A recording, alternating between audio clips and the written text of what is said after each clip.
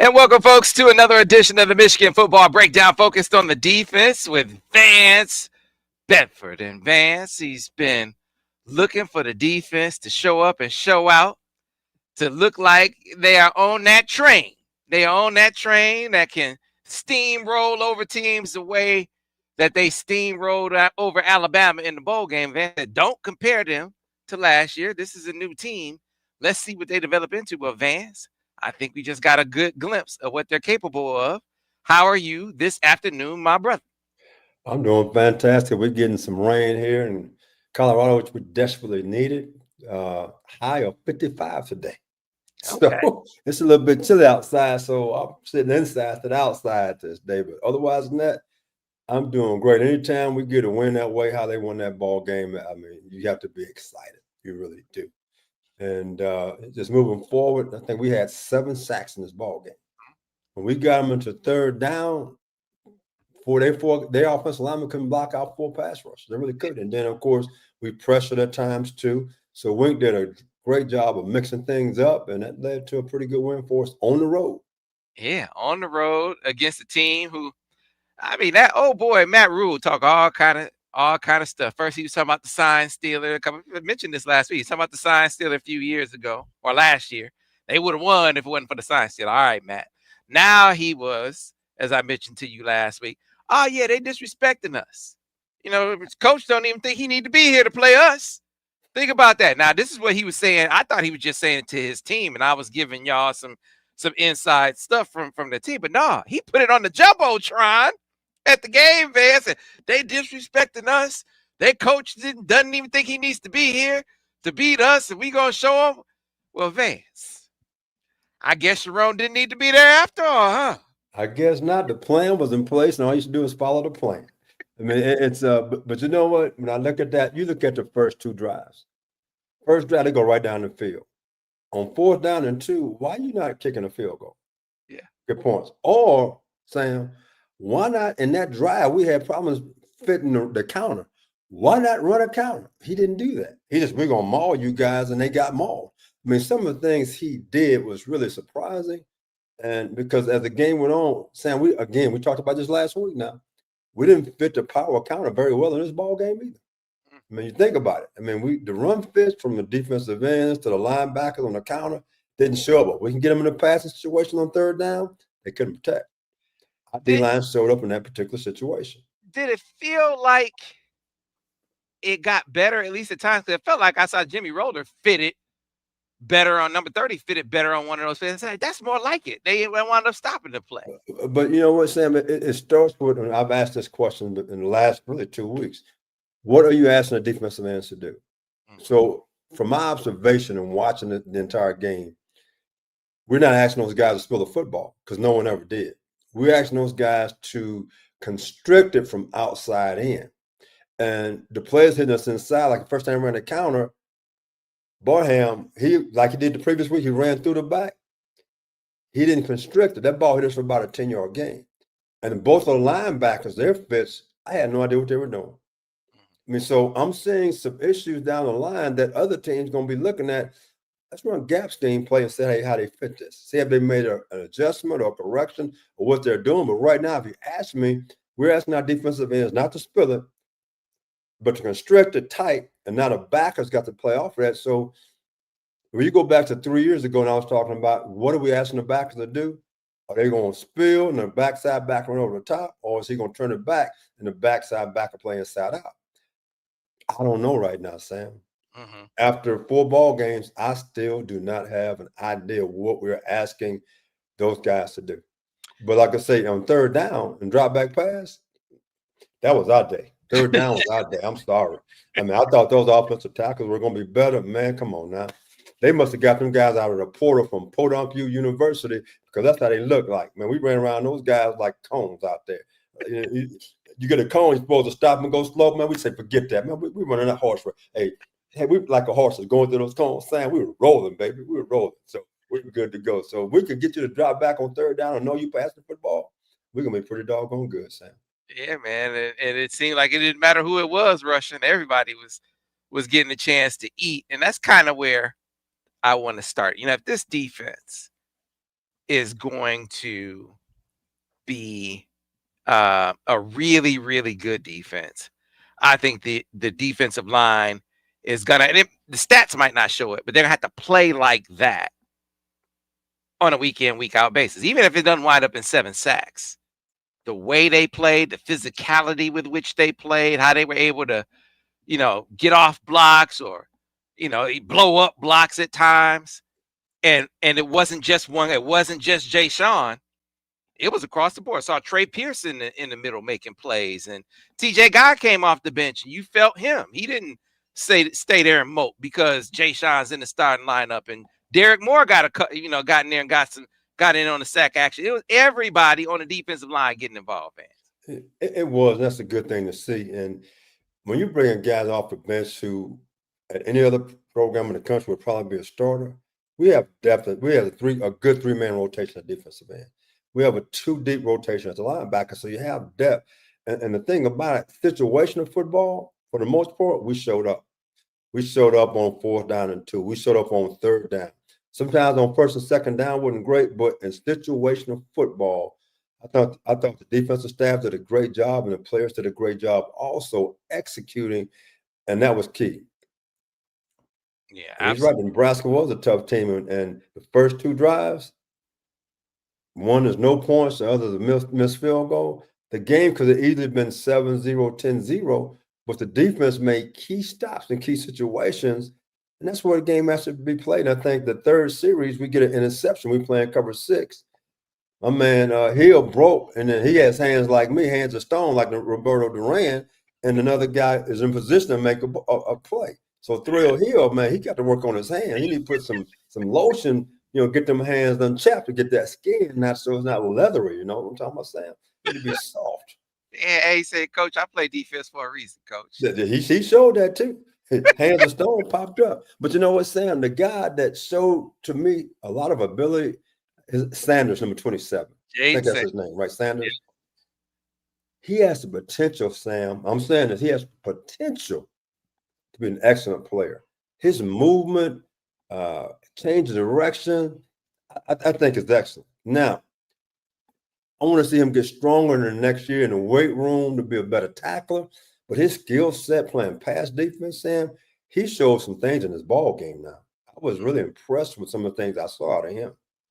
Yeah, he was a highly rated. He was a 4-star player out of Kilgore, Texas, man. Oh, so I don't know geography. Kilgore, Texas, though. He was a top 20 corner, rated number 128 overall, and a guy that Michigan, when they got him, when Lamar, started on him, he wasn't rated as high. And with the way he was playing, just steadily moved up the board. He said they list me at 6'1". He said I'm 6'2" and some change now. I would love to coach that kid, Sam. I would love coaching him. And his daddy played DB at TCU back in the day on that team that went to the Fiesta Bowl. Okay. And so he has that in his background. He obviously takes coaching well, and the young man showed a lot of maturity, whether it was in coverage or coming up and making some key open field tackles, Vance. I was really impressed by that. Like I said, I'm excited about where he goes from here. I think the ceiling, as they put it, is really high for this young man. I think he's going to continue to get better, continue to improve.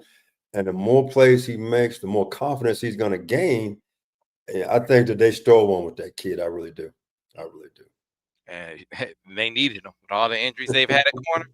They needed him in a big way. And they're, when your defense is getting after it up front like that, it can help those young players out. Who's the other freshman number 2 that's wearing number 2? That's Shamari Earls. That's the guy that has been out a couple games, just got back in last game. But he's the highest rated of the guys. He's a top 100 guy, 600 meter guy, high jump champ, long jump champ, another 6'2" kid who can really, really run. But, he's been out. It showed. I mean, when you said the guy's 10'6", I was going to ask you that question. He don't necessarily show that right now, but again, he's a freshman. So again, it's like Sanders, his future's ahead of him. When you're coming back from an injury and you're out because of that rust gonna show. But right now, when I watch the secondary play, I'm excited about the future of the University of Michigan for that secondary. I think with those two young guys, they continue to get better. That secondary has the potential to be really, really good for the next several years. Yeah, that's a great find there. It was great recruiting on both guys. Lamar was able to flip Shamari Earls from Georgia, and then down in Texas, man, he went down there, and some of those Texas schools are kind of overlooking the kid a little bit early on. He jumped on Well, if you're not a 5-star guy, Texas and Texas A&M not gonna look at you. If you're a 3-star, maybe going to a 4, they're not wasting their time. They're gonna go to Florida and California, and they chasing that blind squirrel, brother. That's what they're doing down there. They got a bunch of 5-star guys that should be 3-star guys, and they wonder why they're not having the success they have. Okay, hey, that gives us what was going on as far as that was concerned. The Michigan went down there. Looks like they got him one. So, what about your favorite player, Vance, in this one, Brandon Hillman? To me, the defensive line, when the game was on the line, they had to make a play overall as a group, not just one individual, as you just said. I thought that might have been their best overall game, especially pass rush. When you look at a 4th down and 2, and they got nothing, they stuffed them. I mean, so to me, those guys came up and they did some things. And I was going to text you this, and then the kid made a play, Houseman. He's not hurt, is he? I don't think so. He's not playing like he played last year, Sam. He's not playing as fast. I don't see the excitement with him like I've seen in the past. It's like, I'm watching the game. I'm like, is he hurt? Is something wrong? He's not the same guy. Then he made a good play. I'm like, okay, maybe he's back. But for the first several ball games, he really hadn't shown up like he did last year. And we need him to be better than what he was last year. And last year, you know how much I liked that kid last year now. Well, I spoke about him almost every game. But you remember early in the season, first couple of games, they were talking about benching him. Mm-hmm. After that Texas game, they were talking about benching him. And then he came on strong from that point on, from like game 3 or 4 on into the season. That's when his game really started to shoot up.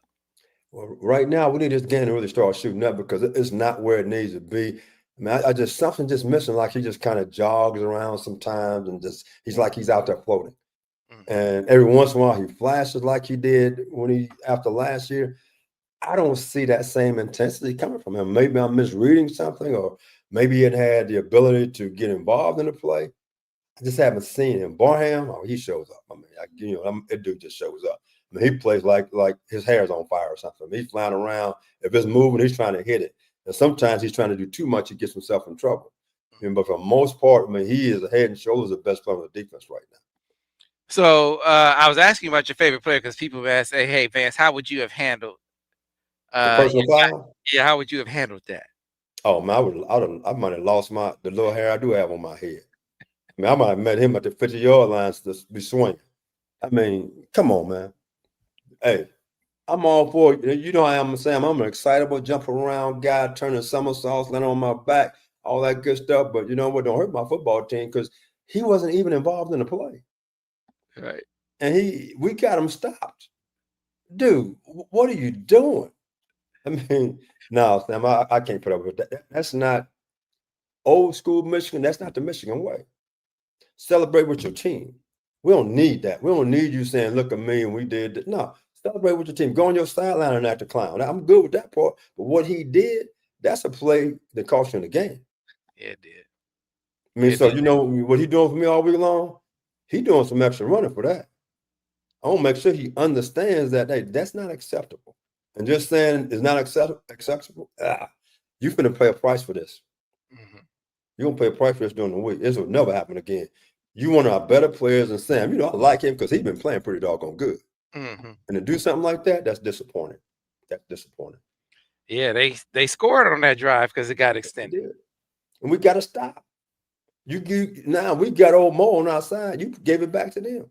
Don't do that on the road in front of a capacity crowd on national television. Yeah, had an opportunity to knock. They were ready to quit. You get the ball and score right there. They quit. It's over. It's over. He wasn't thinking, and that's not a good thing for a safety. He got to be the quarterback on the team on defense, And he's been doing a great job with that right there. That's a guy who lost his poise. And at that position, that's one thing he can't do because everybody's looking at him in a leadership role. So, Vance, as we look around, I mean, you mentioned the guy who your guy. So Jair, he's the cloud corner. He comes up, he breaks on the football, but he doesn't pick it off. But guess who's there? Cole Sullivan, number 23. They asked you about him last week. He just keeps showing up, Vance. He just keeps showing up, making plays. Smart kid that executes the defense, and he gives them chances to make plays. That's what he does. And you look at Michigan over the years, they've had smart kids in those positions that you make a mistake, they make you pay a price for it. And again, like I said, because of injuries and those type of things, we playing a lot more guys. So some guys who normally be, say, on second team, they are starting to earn more playing time and showing that they should be out there all the time. Because I'm an old school guy. I didn't believe in rotating guys in. Hey, it's like that horse. I'm going to run you till you drop, baby. Let's go. They're running 70 plays, the secondary, you playing 70 plays. Now in this day and age, because the up tempo, I got to give you 20 snaps off. Mm-hmm. And so by doing that, you're gaining depth for the long haul for the Big Ten, which you're going to need that. Mm-hmm. Is Barry coming back at all this year? Is he done for the year? No. He's supposed to come back. He's supposed to come back. Now, when is the question? I'm hoping I'll try to get an update today to see if it's, through the bye week. Is it through Wisconsin? You got Wisconsin coming off of it, so if you needed the rest. Wisconsin stinks, okay? Don't call us play. They stink. You can play them wherever you want to play. You're going to beat them. Just showing up, they stink. They can't, you know what? How you going to live in Wisconsin where it's 35 degrees below zero and you're going to try to throw the football? Come on now. Come on. You Ohio State guy. What are you doing? But you know what? That's a typical butterduck coach right there. They don't get it. It's something missing. When you got peanut butter on the brain like that, something's always missing. And he's just showing that. Come on. They got embarrassed this past week. What are we talking about? I'm not worried about Wisconsin. We're going to show them. We're going to beat the brakes off of them. Yeah, so I was saying that, if you felt like he wasn't quite right, I could see them giving some extra rest coming off the bye, but you'd love to have him be able to get, or any injured guy, be able to get back in the lineup versus Wisconsin coming off the bye to get ready for USC the next week at USC. You need that because Wisconsin is like a practice game. They just sorry. I'm sorry. You know what? We're going to beat them 45-3. I'm already put that score on the board right there. So, no, for Moore and all those guys have been missing, they need to get at least 20 snaps in this game.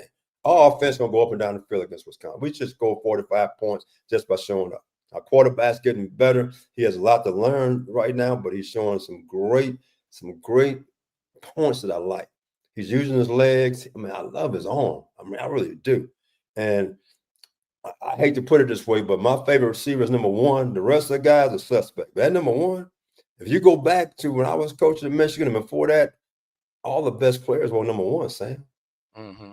Go back to my man A.C. Anthony Carr.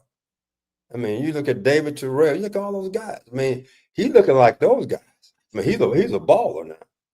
And the rest of the guys, man, they need to show up because right now it's a disappearing act for those guys sometimes. But that number one, oh my goodness. Somebody need to give him an extra NIL dollar or something. No more than $1, Sam. That's all I'm getting him. He's making up on his own, but I'll give him $1. Yeah, they need to do if they catch the balls that hit them in the hands.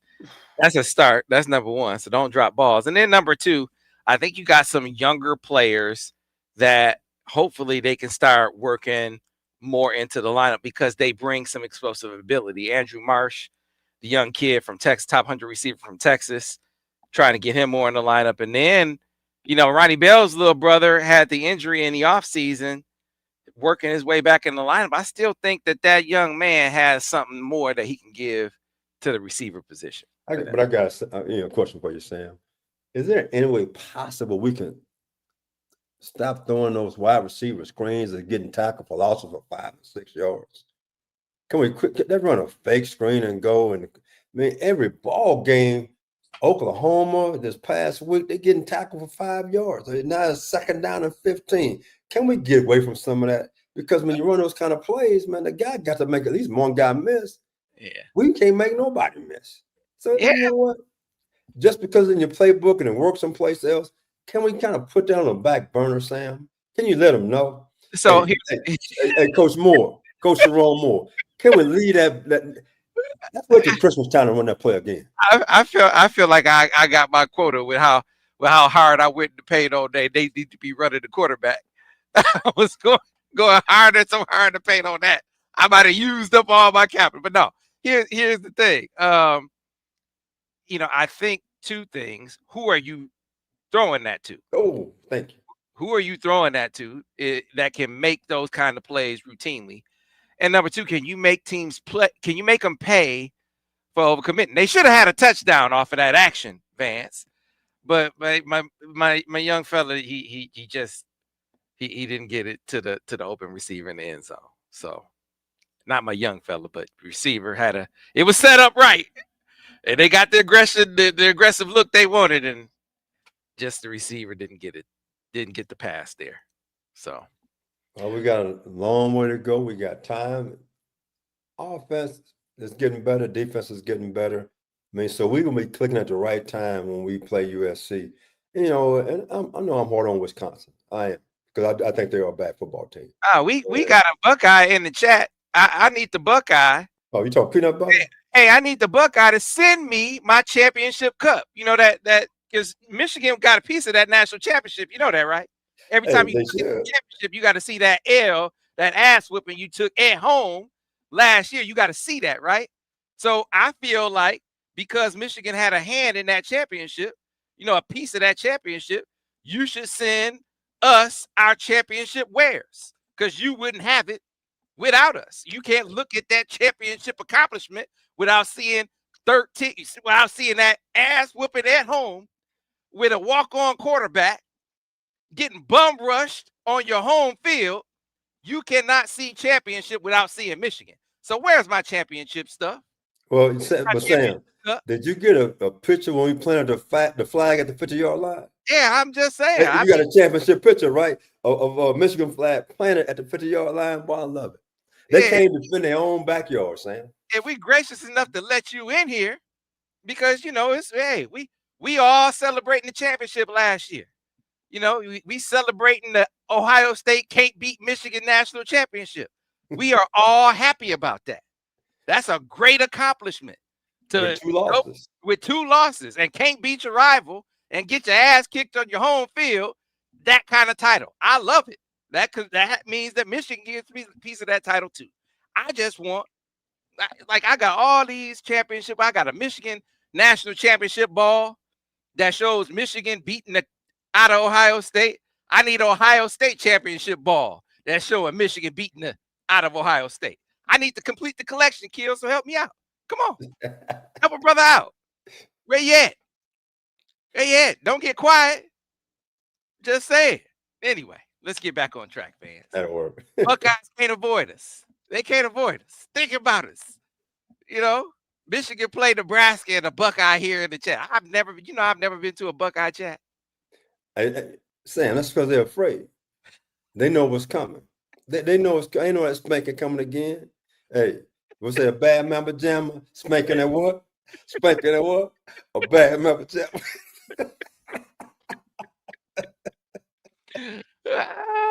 Looking forward to it. But hey, it's a lot of football to play ahead of that time. And so one thing that we touched on last week, you say Jay Sean's the best player on this defense. You got to put him in position to wreak more havoc, to make more plays. And so they've done that. The casualty, the guy whose position that he took, and I alluded to this last week. I said, TJ Guy is available. And so it's going to be a matter of how he responds to this. And Vance, I thought I was able to feel TJ Guy out there. So I was like, man, see, now that's what you want from a veteran guy. Don't mope, get out there, play ball. And I felt like he got out there and played ball last week. He did. And to your point on this, Sam, though, when we get to the fourth quarter, we're going to be fresh at the defensive end spot. And that's when those guys are going to show up the most. If you have a close game and you got a defensive end and instead of playing 60 snaps, he's playing 40 snaps. In the fourth quarter, that offensive tackle been out there the whole game. That's how you win ball games. You keep it close. I got a fresh guy against a 350-pound guy that's tired. that will win us some ball games. And TJ understands that. He's going to be a player for us when the game is on the line. And, at the end of the day, what NFL scouts look for? When the game on the line, who shows up? TJ will show up for us. It's going to help us win a bunch of games this year. So now I'm proud of what he did and how he went out there and performed. So I expect a lot of things from him, especially from a leadership perspective, because to do what he's doing right now, that shows you what type of character that young man has. Yeah, that was big time.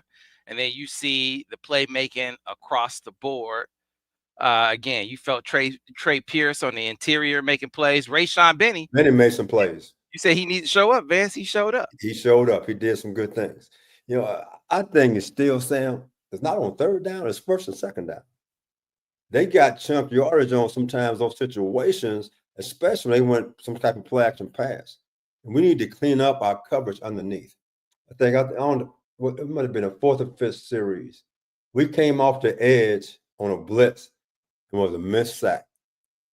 And he threw it for about a 20-yard gain. Again, technically it's the right call, but we had a guy who missed the play.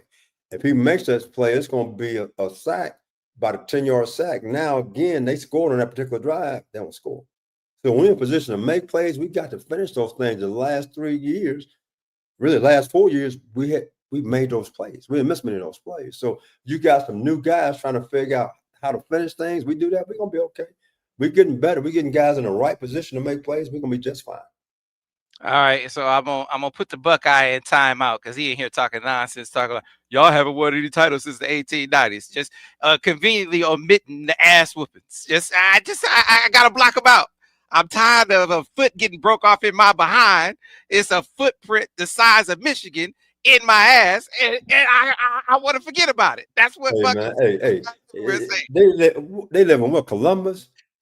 Man, didn't Columbus talking about he came to America, he was someplace else? So they were confused back then. So what we talking about?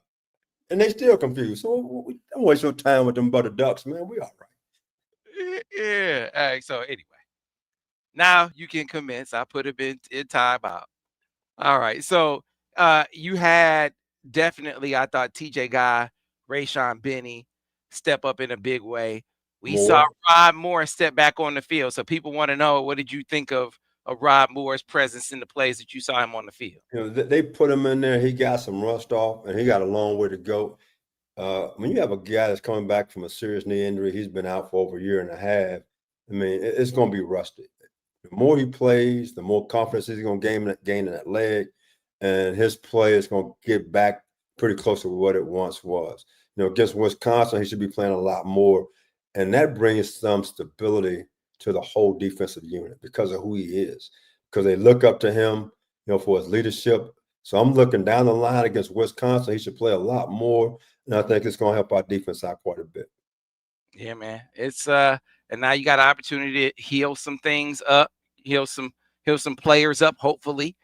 Get some more depth back in that secondary. But again, I think they're going to go as high and go as far as this defensive front. The strength of this defense can take them. And I want to, before we get to your grades, to get your thoughts on Derrick Moore. We were looking for him to be a playmaker, and we saw him step up and make plays in this game. He did. But again, you're keeping guys fresh.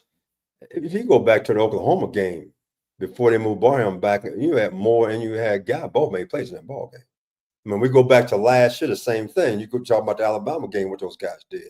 So I really believe that up front, it is a strength. It's not as good as it was last year, because I keep going back to them two cats you had last year was just special. I mean, it's a whole different mindset. So now you're doing it with numbers. And the numbers might not be as good on paper, but again, in crucial situations over the last couple of weeks, the defense has showed up. I mean, you got guys making plays on crucial third down situations, fourth down situations, but we need to get better on first and second down so we're not in third down and 2 or 3. So people thinking, well, I can go for it on fourth down. So we got to do better in pass coverage. I think he threw for 300 yards. And I think 100-plus yards came on 2 plays. The Hail Mary before the half, and one time they got a touchdown. We were in some type of, it looked like a 2 sky where the corner was a half-field player. Number 1 ran and hits, number 2 went vertical, and the corner didn't get over the top. I'm like, it's got to be confusion back there. If you take away those 2 plays, they only got 200 yards passing. Those 2 plays are over 100 yards total. So when you look at that statistics and take away those 2 plays, we actually, for the most part, did some decent things coverage-wise. Mm-hmm. And we give a few pass plays when the quarterback scrambled. He had a couple of key passes on us. But otherwise than that, overall, I got to get a defense here. I'm going to give them a B+ because we gave up a lot of yardage. Mm-hmm. The D-line, in my opinion, had their best game so far this year. The linebackers, I don't give them a B because I'm still concerned about run fits and playing pass coverage between the hash marks. And we need to get better as far as whatever we're doing, matching up, spot dropping, breaking on the ball. My man, number 15, he got to bring his A game. Right now, he's C+, B- game for me right now. My expectation for him, Sam, is really high. And maybe it might be too high. I don't know. I mean, but right now, he's not even getting close to what I expected him to be. Houseman, he got to start showing up more. He's that kind of player. If you have questions for Vance, put them in the chat right now. If you have questions for Vance, get them in the chat right now, and we will start knocking them down. And Vance, you kind of touched on this earlier, but things that you would be working on with this defense. What would be your focus? If I'm sure there are a lot of things, what would be your primary focus as you headed into the bye week if you were the DC of this team? Run fits, because we're going to see more gap scheme plays. And what that is that you get into the front side, they're blocking down, they're pulling the backside, or it could be a guard and a tight end or guard and tackle. How are we fitting this? How's the defensive end doing it in base defense? How is he doing it in our zone pressure defense? Off of that, now the 2 backers, your Mike and your Will. Is a Mike, is he going to spill the football or is he turning it back? So I'm going to spend a lot of time on that because you're going to see more of that as you move down the line. The next thing is in pass coverage. My underneath guys, from a linebackers, from a cloud corner, whoever it may be. How do you fit? I mean, as you look at the quarterback, start matching routes up, whatever that may be. We have a tendency to chase routes. In the first 2 ball games, in Oklahoma being one, we had a linebacker, he's jumping a short route and they're throwing a dig route behind him for 15 yards. So I need to clean those things up. I got 2 weeks to get my run fits right and also to get my pass drops right for my linebackers and my underneath coverage. So those are things I'm going to be working on right now to get ready as we go down the line for our next 2 ball games. All right, Vance. Questions are flowing in. If you have questions for Vance, put them in the chat right now, and we will start getting them in. Cameron Diggs said, Sam Vance, I told y'all. Raiola said, my grandma gave me that ball. Debo. He got punished in this game. He Man, did. there's a lot of hype on him. He got punished real bad. I think the kid is a talent. I think he tries to do way too much sometimes.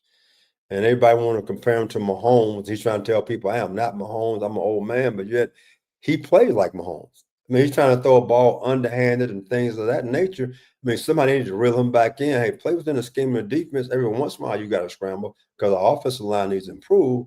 But he tries to do too much, and he gets himself in trouble. This one is coming through. Dr. Singh says, Coach, should Barham become an exclusive edge? I got several questions about that. Would you keep him at edge full time, or would you still play him some at linebacker? I'm going to say what I said last week. I'll play him some at linebacker. I just think the guy's a different guy because when you prepare for the University of Michigan, I would want to know where he is from on offense. If he's a linebacker, it means is Coach blitzing him? Is he dropping him? Because, you go back to the Oklahoma game, he was playing linebacker and dropped and made a couple of plays in pass covers. That young man has something about him. So right now, this last game, he played 100% of defensive end, and that's great. But that kid, I'm moving him around, Sam. He's that type of guy in crucial situations. Where can I put him to help us win a football game? And that's the kind of player he is. Steve Horn said the roller pick stunt was an effective blitz all day. How much did Michigan blitz in this game, Vance? I think early on they blitzed quite a bit. And sometimes we got home, we missed a sack, but the pressure kept coming. Wink right now because he didn't have the 2 guys he had inside last year. He's bringing more pressure. He's bringing more 5-man stuff. I even saw a couple of twists. Somebody asked, I think last week, we need to twist more. I saw a twist one time. We ended up getting a sack inside. I mean, so all those things I think he's bringing to the table right now, and we're seeing that. But Wink is going back to where he's always been. He's going to blitz probably 45, 50% of the game. He's going to bring an extra guy. Yeah, man, it was, you get a chance to to hear what other coaches think. They said they were talking about Holgerson. Say, yeah, they don't have. And they had some twitchy guys in there last year. They don't really have any guys that can basically imply. They don't really have any guys that can get after us like those two would have last year. And went out there and got sacked 7 times. Come on, man. Got sacked out because, like I said, we bring in pressure. The guys outside, they couldn't block them. I mean, he's right about that to a certain degree, but then you forget that Wink is going to bring an extra guy. So now you put everybody one-on-one, somebody's going to be free. I mean, sometimes guys talk, they get themselves in trouble because now it's not just 2 guys we're talking about. You got to be looking for all the guys because Wink is bringing them from every position. And if you're not aware of that, we got guys running scot-free because of that. We just got to get the quarterback on the ground. We're not going to find many quarterbacks as athletic as Nebraska's quarterback is. I mean, I think that's going to help us down the line because we missed, like I said, the DB off the edge. The quarterback just got away from him, threw one for about 20 yards down the football field. A lot of quarterbacks won't be able to get away from our guys like that. Mm-hmm. So you talked a little bit about Brandon Hillman. You said, hey, you would have to be restrained if he got a penalty that extended a drive. How do you get when you got a player like that plays on such emotion and he was coming through to get a hit in the red zone. You can see the smile on his face, Vance, and through his face mask, he was so fired up. So you want him to be excited. How do you get him to keep the excitement within some confines? How have you coached players like that in the past? It's about common sense and logic. I mean, is it about you or do you truly care about your team? That's it. Because a thing like that, we could lose the ball game off of that play. So what do you think your teammates, how they feel about that? They love the enthusiasm, but it's not very smart. And you're a smart young man. You're better than that. And you approach a guy that way to make him think about it's not just about you, but you're hurting your teammates. You're hurting your friends. You're hurting your guys you hang out with in the dorm. And if he truly cares about them, he won't do that again. Moy Sauce 3 says the one bright spot of Barham's suspension for the targeting a couple weeks ago was getting Sullivan on the field to fill in. It seems like it gave the coaches some confidence to move Barham around. Do you agree with that, Vance? You know what? That is a great assessment because he's exactly right. By having that situation against Oklahoma, other guys got more playing time, and they're showing right now that, hey, we can get in this ball game and we can play, we can contribute to us winning. So now they feel more comfortable at that linebacker position. So now Barham can play more defensive end. So that's a valid point, and that's a great insight on his part. So Moose follows up. Vance, I knew Cole Sullivan would be special and has elite potential. I feel like Sullivan should be getting more playing time over Roller. Your thoughts? You know what? Before the Oklahoma game, we say Roller could step in, do a good job. He struggled in that game. He really did versus Oklahoma. I mean, so right now, the way it's going, Sullivan might be showing the potential where he might get a few more reps. And as it goes on, based on who's performing the best, that could possibly happen where he could become the starter if Barham stays as defensive end. Yeah, I do think you felt Cole more here in recent weeks. That being said, I feel like we need to shout Jimmy out some because I felt like within this game we saw him get better. We talked about fitting the run a little bit better, fitting that counter a little bit better. Saw him get up in there and bust up a play. He also got a sack in the game as well. So, you felt Jimmy some in this game too. But again, when you have competition, Sam, that brings the best out of everybody because everybody right now is fighting for playing time. And the way you get playing time is produced on game day. Practice is one thing. They're guys who are great practice players. Get in the game, they just disappear. I mean, there's some guys who are average practice players get in the game like, whoa, where did that come from? So that competition, again, is making the entire team better because now the entire team is starting to have confidence in each one of those guys. So this is an interesting question. Newber says, Vance, why is Michigan's tackling so poor this year? There's another clean shot at the quarterback. I think it was a safety. You know what it was? I think you got young guys who hadn't been in that position so far, and they're missing tackling. And now I'm pretty sure they tackle every day in practice. And these guys are going to get better and better as it goes on. But what you are looking at, think about a nickelback for the last 4 or 5 years. You had Little Mike, then you had Dax. Boy, that's a hard act to follow. Think about it. You got two of those guys starting the National Football League, play the same position. So you seeing some of those type of things that guys are missing some plays. So we're going to get better at that. But the best thing we're doing right now is that we're flying to the football. So it's not hurting us as badly as it could if guys were not pursuing to the football well. But we will improve on that as the season progresses. If you have questions for Vance, put them in the chat and we will knock them down. This is a great question for Cameron Diggs. Coach, what would you do about the missed holding calls? You know, Michigan hasn't drawn a single holding call all year. 7 sacks in that game. They didn't draw a single holding call. How would you address that? Man, I'm letting the officials know. I'm sending players to the commissioner every single game. And when we get called from holding them, like, what's the difference between these two plays? And I'm talking to the officials. They're number 55, number 77 right now. He holds all the time. Now watch him. When a game is about to start, it's up to the head coach to be talking to the officials about certain things to look for to get some of those calls. So you got to work the officials. I think when Sharon gets back, I think he'll be working with officials, you know, when they play Wisconsin. Wisconsin can't help but hold. They terrible. I mean, give me a break. I mean, they can't do it the right way. They stink. So they're going to have to hold. So we should be getting about 4 or 5 holding calls. So it'll show up versus Wisconsin. Yeah, man, the play where the receiver steps out of bounds and comes back in and catches the ball. I mean, yeah, the receiver did that. Jayden got disrobed on the play. Right in front of the ref. His jersey is like getting yanked in front of the ref. And I'm like, okay, I'm glad they caught the penalty in the end zone, but you can't see the penalty right in front of you? Well, the officials tied with the NCAA, they're still mad that Michigan got off with a slap on the wrist. So, you know what? I love saying NCAA, they crooked and they trying to get back at Michigan. Let's be for real. That's why they getting no holding calls, Sam. Come on. They're getting paid. I mean, I bet you they got a bet in Vegas. What, you know, they can't get me right now. I'm free. I'm sitting in my basement. Officials, I know you're getting paid not to call no holding calls. All right, let's go ahead and get back to the questions for Vance.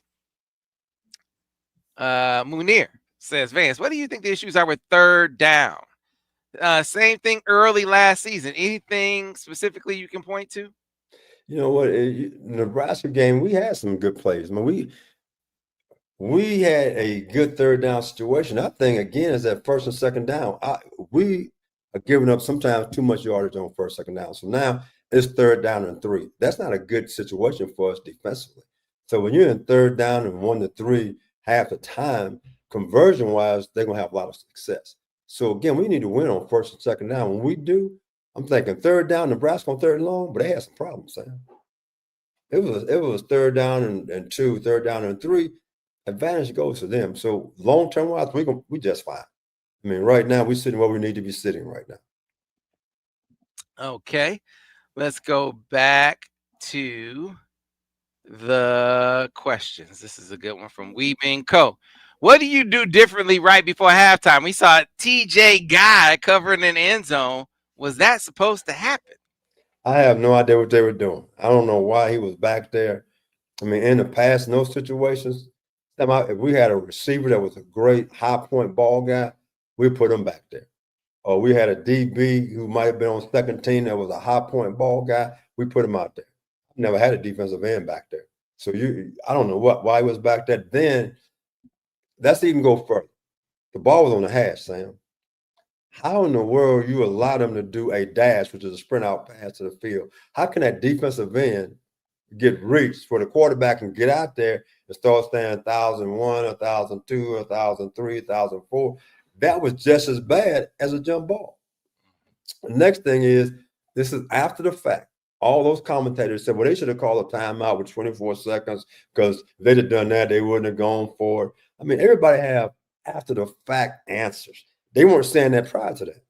I mean, so I'm not going to even get into that situation right there. I think if it happened again, we'll call a timeout with 25 seconds left. But again, it's that the defensive end to the field shouldn't have been reached. And I don't know why my man got back there. His vertical got to be 2 inches. So when he jumped, he was 2 inches off the ground. I'm sorry. That's what I saw. I mean, but they probably working on that. You go back to 1994 when you threw a Hail Mary pass. Remember that? I do. Same situation. I mean, guys were not in the proper position. So those are some things that on a Thursday or Friday practice, you go through. What should you align? I should be in front of this guy, behind this guy. All of those things you got to work on. And I promise you that shouldn't happen again this year. Yeah, man. You're right. The timeout, saying he should have called timeout with 24, 25 seconds ago. That is an after the fact assessment. I guess for me, once they do call timeout with 1 second to go, I mean, I think the timeout is relevant to make sure you got your personnel on the field that you want. And I can't believe it's TJ Guy running back in coverage. So my question to you, Vance, is what was your philosophy in situations like that? Do you rush 4 or do you rush 3 and then play everybody else back? I've been with guys who rush 5. So the timing is off.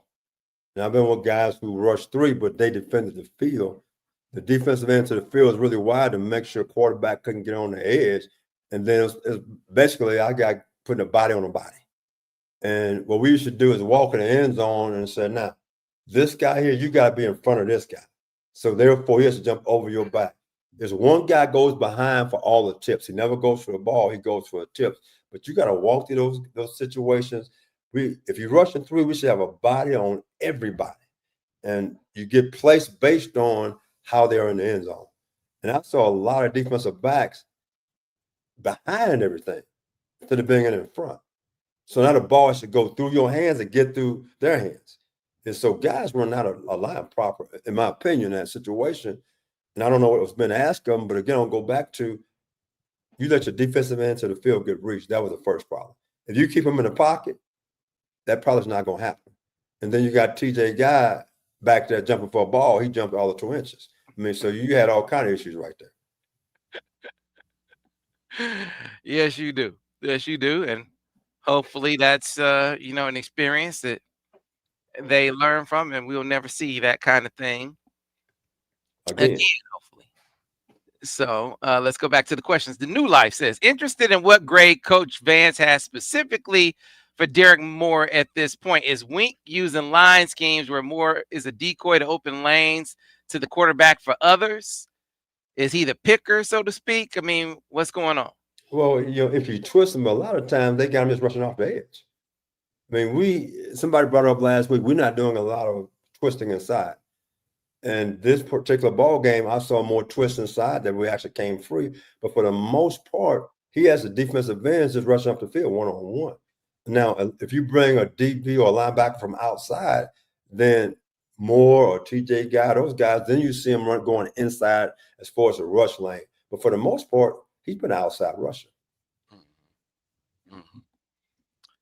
John wants to know, Sam, do the players listen to this show? I swear to D-Line listened to last week's episode. Yes, we have some players. I think more parents of players than players themselves listen, and coaches. Definitely, we get coaches. Some coaches just listen and observe and offer feedback. Other coaches, like, hey man, Vance don't like my DBs. Well, like I said, I'm going to shoot him with no chaser, baby. I'm going to tell it like it is. It's just that simple because, you know what? I want Michigan to win. So when I talk about how our defense is playing and what people are seeing, I'm doing it for one reason, to tell our guys, hey, man, this is what other people, if I can see this and I don't have the same video that they have, then they seeing it too. So you need to clean this up because you can't tell me that McDonald didn't listen to us when he was the coordinator there. Some of the things we said, we saw some of those adjustments. Yeah, let's be for real. Click did. So I think those guys is like last year. I text Coach BJ. I said, BJ, don't tell Wing don't take this personal, but I got to call what I see. Oh, BJ said, Vance, we're not listening to you this week. So I know they listening. They'll tell you they're not, but they are. No, they don't. They don't deny. They don't deny listening. You say. I think what they can appreciate is, you coach the game. You say things that you're accountable for. Same thing with Al. You coach the game. Yeah, you ain't out here taking liberties. Like you call it how you see it. And so they Most of them appreciate that, and even Clink. Once I say, Clink was like, okay, I get it.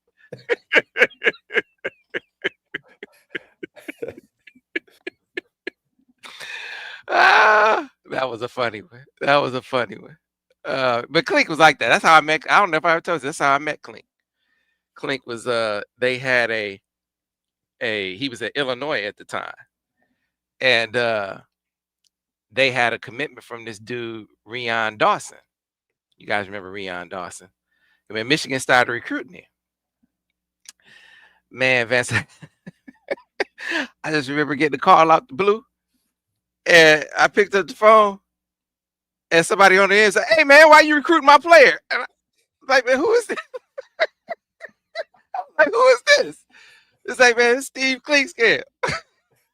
I was like, "Hold up, man! I interviewed the dude about Michigan offering him a scholarship. I ain't recruiting him. Hey, man, you recruit my dude to Michigan?" Like, I thought he goes to Trotwood Madison, Clink. You know, yeah. You know how many dudes from Trotwood Madison went to Michigan? You know, if anybody is given some Michigan influence, I think there's a place that I would look that is not my address. And that's how we met, and we got cool after that. 10 years later, he winds up in Michigan. But I was always talking to Clink from that point on. It was crazy, just out the blue. Little known story. I mean, I have run into some coaches all the time, but that was one of the more funny ones that I had. So anyway, let's go on to the next question. Let's see. Yeah, in game, Vance, you said work the refs. In game, have you ever been able to influence the ref where you saw a tangible difference? Because Moose said, I saw 10 holding calls on Nebraska not called. When it gets that bad, is there something you do or say or can or have said in the past that actually made a difference in the game that you were in? Yeah, the head coach is the one that has to do that. But if you stay on a official doing a game, what eventually would happen, they'll start looking at that situation. So, but if you say nothing, they do nothing. And you got to keep on. And sometimes as a bad call, I can say, man, hey, great call, man. Next time, maybe you see a little bit different. There's different ways you got to use psychology to do it. Because as a DB coach, I used to talk to officials before every game. And every once in a while, you'd be surprised. A call they should have made, they didn't make. I'm like, He was listening to what I was saying before the game. So you always approach the officials, and I was one of those guys that always be nice to them and, try to throw them a little sugar here and there. So trying to steal me a call. As a head coach, you do the same thing. So you just got to keep working on that way and send in video opponent from the place. This guy here, he had 6 holding calls so far this season, and we need to watch him because he always going to reach and grab, and the officials will start looking for things of that nature. All right, let's get back to the questions for Vance. Yeah, this one is another one. It said, man, 7 sacks and no holds make 0 sense. And sometimes you got to kind of show them. You realize this? No holding calls. We got 7 sacks. Sometimes you can just speak sense to them, I would imagine, and it would make a difference.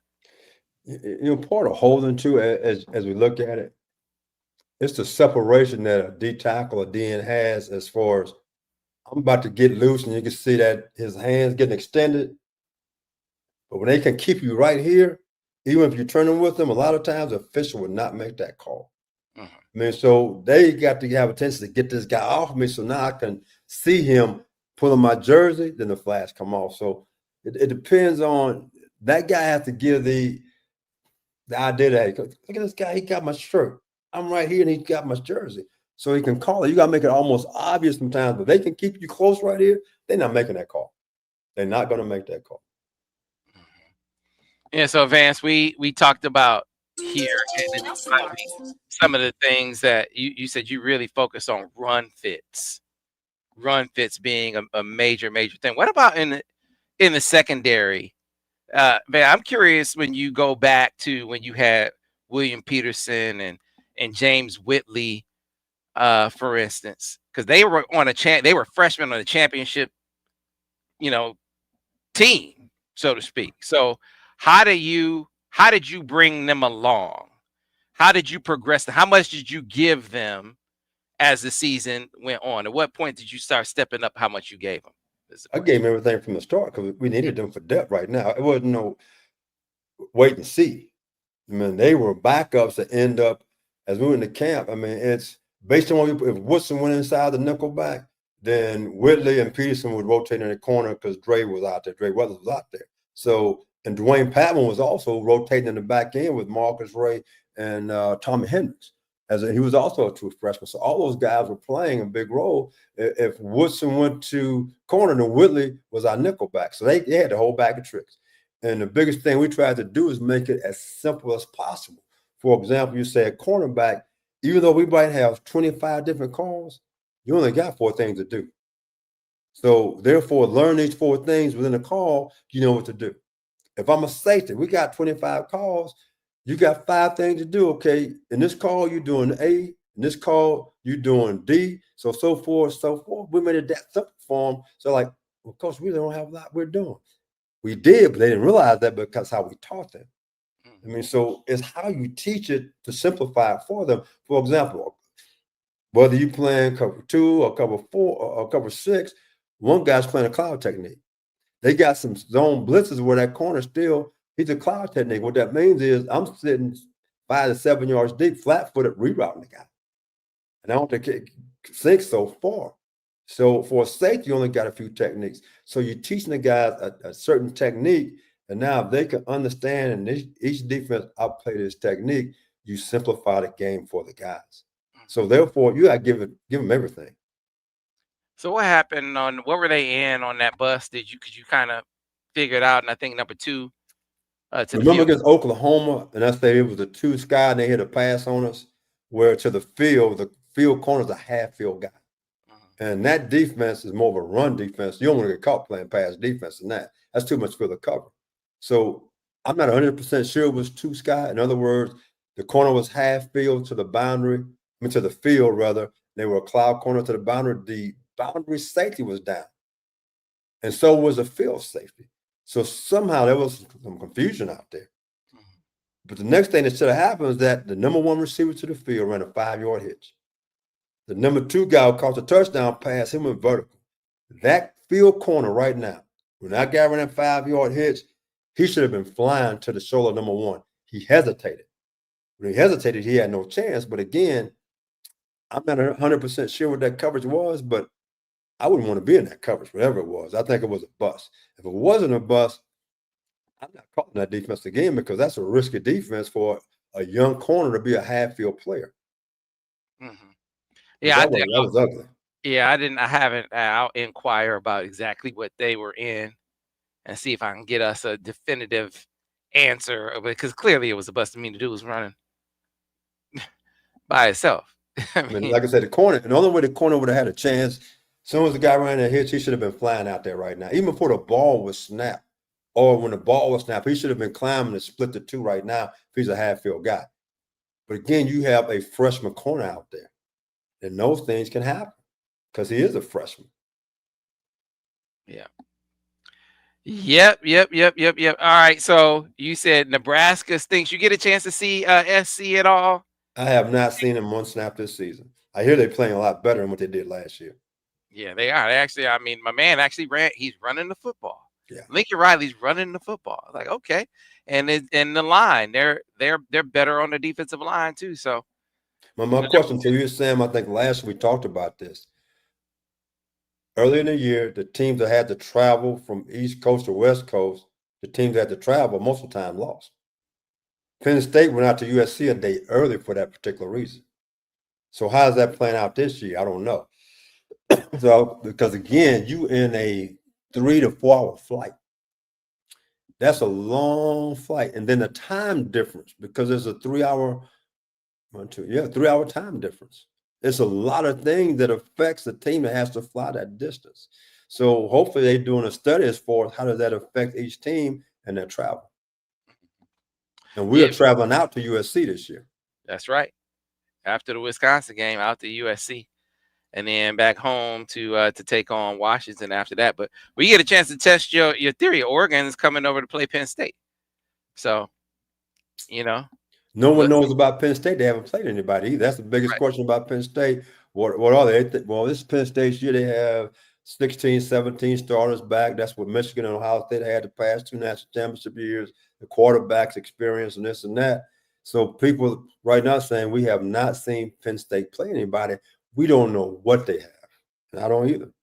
Yeah, and it's going to be interesting. The battle of the quarterbacks, Dante Moore from Detroit King, as having a great season, and they've sort of anointed Drew Aller as like one of the best quarterbacks in the land when I haven't seen anything other than his measurables that would say that he's one of the best quarterbacks. So, do they have any receivers at Penn State? And they got some guys for him to throw to. Okay, well, we're going to find out because they played at home. It's going to be if it's the nighttime, it's going to be a whiteout game anyhow. How many whiteout games have they actually won at Penn State? I went there when I was at Michigan. We never lost a whiteout. To me, a whiteout means they giving up. That's what the white flag means, right? We surrender. So every time they have a whiteout against a good football team, they saying, hey, we surrender. So if I'm them, I'm not doing another single whiteout. I'm not doing that. That's called give up. Well, hey, look, this is a great opportunity for James Franklin. We're going to see. I mean, we get a chance to sit back you and should have said that. You should not have said that. He will find a way to lose that ball game. Why would you even make that comment? You don't put the jinx on him right now. He going to find a way to throw the game away. That's what he does in big games. The pressure get to him. I'm just telling you. We don't even need a pipe to burst. It's just water, and it just freezes up and cracks on its own. Man. All right, so we're going to see. And Moose said, do you think Moore is this good, or is it because he has elite wide receivers around him like saying? I think that Dante, I think that he just needed an opportunity to play in a scheme and with a team that had real talent around him and not get his head beat in like it was at like it was happening at UCLA. So I personally, I just, because I know the kid, it's a biased thing because I know Dante. I know the dude has, like, he has some to him. I don't know that about saying. Let's put that to the test. And so, like, I don't expect that Dante is going to go into a whiteout and be phased at all. Like, I know they got a quarterback with them that's ready for the smoke. And we've seen Drew Aller not be ready for the smoke. So the question is, do they have guys around Drew Aller right now that can pick up that slack? Guys around James Franklin right now that can pick up his slack? But Oregon and throwing a football, I would say 40% of their passes are behind the line of scrimmage. They don't put a lot of pressure on their guys now. So 40% of their passes on some type of screens or that type of thing, and let their little guys run and make plays. And then once you start cheating up, they try to throw it over your head. That's what they are. So it's not, I'm going to sit back, I'm throwing intermediate routes 10, 12 times a game. That's not what they're doing unless it's third down. So that takes a lot of pressure off your quarterback. So you gave us the prescription. We'll close like this. You gave us what you work on with your secondary. Run fits really with your linebacker, but I guess that fits into with your D line too. But I'm really curious specifically about what your coaching points are for your defensive line, because this was an outstanding game for them, a clear step up. What more do you need to see from them specifically on the D line moving forward? Again, I'm still into run fits. I'm still into the gap scheme play. I'll give you an example. The first play of the game was a wham play, and what that is that the tight end, he's filling inside, looking to wham. They're going to influence the three technique. Not going to block him at all. And that tight end whammed him. Okay, he hit him and knocked him off. Now, what happened on that play is that Barham was the edge. And what he did, he got nosy and stuck his head inside, gets the ball bounced outside for a 12-yard gain. So I had one D-line coach, his favorite term was slow to your no. In other words, I'm hanging here until I'm 100% no, then I fall back inside. So again, for Barham, hey, be patient, slow to your no. Just do your job. And then on the counters, they're not spilling the counter. No, fine. Okay, constrict that enough for the mic and the wheel. What are you asking those guys to do? Is that front side back, or is he supposed to turn it back to that guy? Or is he spilling it and that guy's a runner? Again, they look confused in the first half in that particular play. Those things have to be cleaned up. And that's base defense, not blitzing. Blitzing is a whole different bag of tricks as far as run fits. So if I am playing the University of Michigan offensively, I'm looking at the first couple ball games. They've had issues with that play every single game. Therefore, it has not been cleaned up. So if I'm Wisconsin, they a passing team. Wisconsin, I think Wisconsin a passing team. Make no sense. Okay, I'm going to run some form of gaps game play 12 to 15 times in a ball game. Mm-hmm. The one time they don't fit it, I got me 10, 12 yards. So that's what I'm doing versus them all the time because they haven't shown that they know what they're doing right now. There's some confusion there. And then let's go back to the coverage part underneath as far as I'm running high-low on the backers. What I mean by that is that one guy's running a route 5 yards deep and the next guy's 12 to 15 yards deep. So now whether it be a linebacker, nickel back, if he jumps a 5-yard route, I throw the 12 to 15-yard route. If he stays back deep, which he should do, I throw the 5-yard route. So those are the things, and this 2 weeks getting ready, I'm working on those things right now, Sam. Yeah. All right. Well, that gives us a lot to chew on. Going to enjoy watching other teams play, do some scouting this weekend. So looking forward to that. And then we can come back next week and get ready for Wisconsin, which Vance says shouldn't be too hard. Shouldn't be too hard. Shouldn't be hard at all, Sam. 45-3. Let's go. I won't give them 3 points. Now, they terrible. Maryland just beat the brakes off them boys. I mean, it just embarrassed them. Come on. Yeah, they did. Yeah, they did. I said the same thing. How you get mopped at home by Maryland? The game was not a sellout. I mean, think about it. That's Wisconsin. They sell out all the time, Sam. It was not even close to being a sellout. That tells you how badly they're playing right now. Mm-hmm. And he's right. We should dog walk Wisconsin right now. And we're going to bring our own woodshed with us to Wisconsin. We're going to have brats in there. We're going to have beer in our woodshed right now. Let's go. Hey, we got mustard with it. No ketchup on my brows. It's mustard and relish. That's right. Hey, the head coach, Luke Fickell, he probably like being on the road more than he like being at home right now. They were chanting "Fire Fickell." He should be happy to be on the road because they stink. They awful. They awful. I still can't believe he brought that style of offense to Wisconsin. And knowing how cold and windy it gets there, you can't run that style of offense in that kind of weather because late October and it turns bad, you're going to struggle trying to throw the football. It's just the reality of playing in Midwestern football. That's always been always been a problem for people. Well, great stuff as always, Vance. We appreciate you for bringing it and keeping it real like you always do. Folks, we appreciate you joining us every single week. We will be back in the bye week next week. We moved this week's Monday morning quarterback because Dinar was traveling. We moved it to next Monday. So there will be an MMQB next week during the bye week. We'll be back with the breakdowns, looking ahead to Wisconsin, reacting to the games from this past weekend. So we'll have some more for you next week. Until then, folks, we appreciate your time.